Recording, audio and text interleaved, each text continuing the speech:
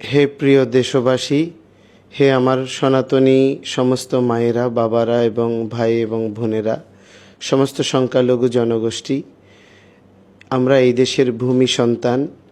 এই দেশ আমার মা এবং এই দেশ মাতৃকাকে আশ্রয় করেই জীবনযাপন করা আমার স্বধর্মের জন্য সর্বোত্তম স্থিতি বলা হয়েছে। জননী জন্মভূমিশ্চ স্বর্গাদপি গরীয়সী।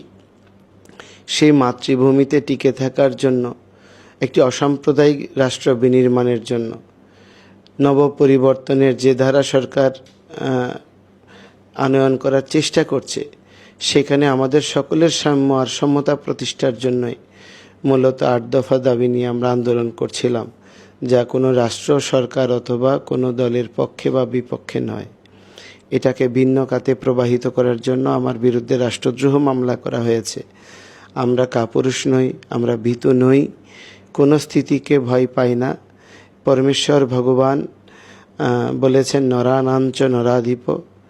রাজাকে ভগবানের প্রতিনিধি বলা হয়েছে।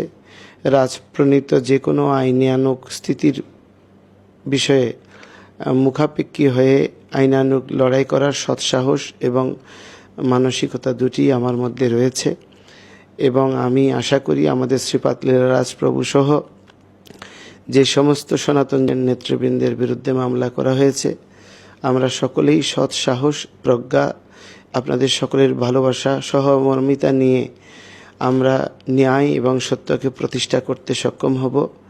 এই ধরনের ছল কপটতা দিয়ে এই অসাম্প্রদায়িক বাংলাদেশে সাম্প্রদায়িক শক্তির যে উত্থান প্রচেষ্টাকে ত্বরান্বিত করার জন্য এই ধরনের মামলা প্রদান করা হয়েছে। আপনারা সকলেই মিলে সহযোগ দিয়ে এই মামলা এবং সার্বিক স্থিতিতে সনাতনীদের ঐক্য সুদৃঢ় রাখার জন্য সবাই যার যার অবস্থান থেকে সহযোগ প্রদান করবেন এবং এগিয়ে আসবেন।